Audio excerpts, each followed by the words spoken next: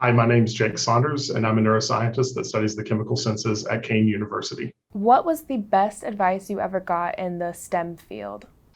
I think the best advice I ever got as a young scientist was when I was starting graduate school. One of my mentors told me that any good scientist should be willing to wear their ignorance on their sleeve. I feel like many scientists, particularly myself early in my training, you experience a lot of anxiety trying to internalize this huge body of knowledge that you feel like you have to know.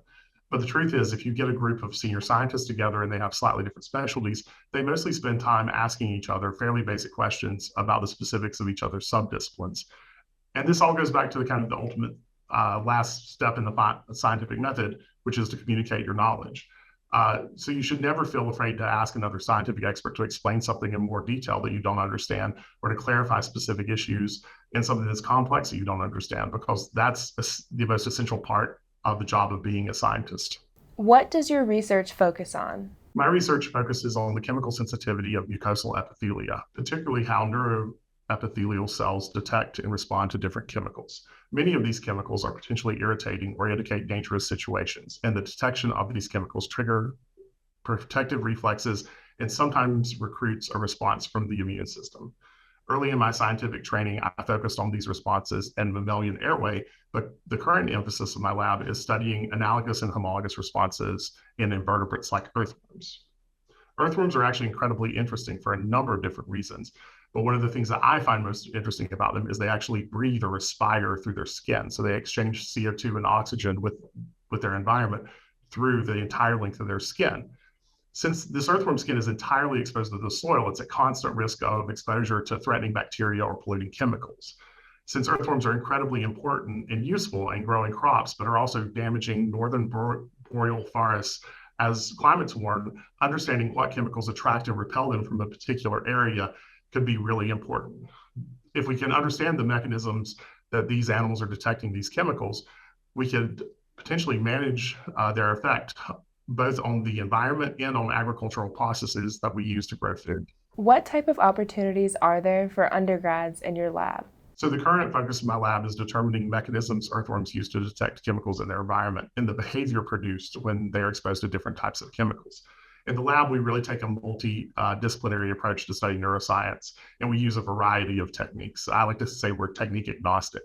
A short list of the techniques we use are: we have developed a number of behavioral assays, some of which undergraduates in the labs have actually developed themselves. We use electrophysiology, fluorescent and electron microscopy, molecular biology, and bioinformatics. Most of the students in my lab started out working on the behavioral assays because over time, as I've been mentoring students, I found that this sort of initially gives students a tractable starting point and allows them to learn how to do research, and if they enjoy doing research, while meaningfully contributing data to the lab. Once a student has gotten a little research experience, I work with them to determine a project that involves some more advanced techniques. Sometimes it's a technique they're just really fascinated by. Sometimes it's a technique that we feel will help them in their future career. But from that point on, the student kind of has an independent project that they will work on, and it allows them to build expertise in one of these more advanced techniques.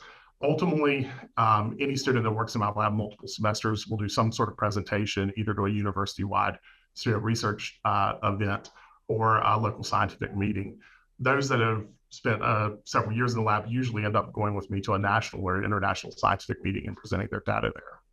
How did you choose your field of study? There were two things that really caused me to become interested in the chemical senses. The first was learning about capsaicin. Capsaicin is the active ingredient in chili peppers that causes them to feel like they're burning when you eat them. So this chemical actually activates the same receptor that painful or noxiously high temperatures activates. So essentially, when you're eating incredibly spicy food, what you're doing is simulating the sensation that the food is painfully hot. Yet many people, including myself, find this are intrigued by this sensation and actually seek it out. And I really thought this was just absolutely fascinating that that human beings would seek out this thing that was painful and that simulated this painful experiment. And the more I started talking to people about it and learning about it, I realized that this was sort of the same sort of brain in a box experiment that you sometimes encounter in philosophy courses, which, we use this kind of thought experiment to get students to decide what they think is actually real. So are the signals that reach your brain that you're experiencing what's real, or is the external environment real? And here's an everyday example where the signals reaching your brain are the same, but the two stimuli causing those sensations are actually vastly different. And I thought that was just absolutely fascinating and intriguing. The other thing that really made me interested in the chemical senses was early on in graduate school, I started hearing about a recent discovery of mammalian solitary chemosensory cells. Those are discussed in the chapter, and as discussed in the chapter, they use the canonical taste transduction signaling cascade, but they use that cascade and those receptors to actually detect chemicals bacteria make and protect the airway from infection. As a young scientist, it just seemed like an incredible story that you could have an entire sensory system or a new part to a sensory system that was just recently discovered and the details were being worked out. And so I felt like it was an incredible opportunity and exciting to be able to work with other scientists to contribute new information about this sort of emergent chemosensory system to the field. When did you know that you loved neuroscience? I think I've always been fascinated by the idea that our ideas, our experiences are somehow encoded in our brain, and that the totality of what makes us individuals and they're stored in the connections of all the neurons inside our head. But I think the point I really started to love neuroscience was when I took introductory physiology, and I realized that the way the nerves actually code the information, learning about the action potential and chemical neurotransmission, is actually incredibly simple if you think about it. That every nerve that we know of uses the same fundamental set of principles, and once you understand those, you really can sort of conceptualize all neurons. And then once you learn how neurons work together and form basic circuits, you have the fundamental building blocks of how your nervous system does everything. And the thing that really fascinated me, that captured my imagination and made me want to study neuroscience, is that while these concepts are really simple to grasp initially, their implications are incredibly complex.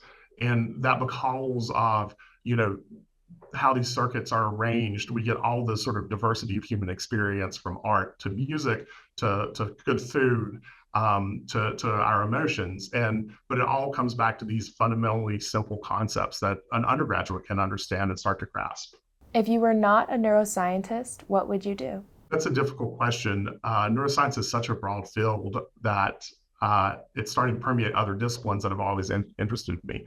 For example, when I was an undergraduate, I was really fascinated by economics and philosophy, particularly ethics. And now in both those fields, you see people doing truly cutting edge work by combining them in neuroscience. So my default answer used to be something along the lines of an economist or a philosophy professor. But I feel like that's kind of cheating, because I would ultimately be really interested in neuroscience when I was doing that. Similarly, I do a lot of coding in my current job, and I really get a lot of enjoyment out of that. But if I did it for a career, I feel like I would gravitate towards things like artificial intelligence that are also sort of neuroscience adjacent. So I guess the most honest answer I could have to that question is, if you told me I could not do anything neuroscience related, I would probably decide to be a food or travel writer or journalist, because I really enjoy eating food or traveling to different places and experiencing different cultures.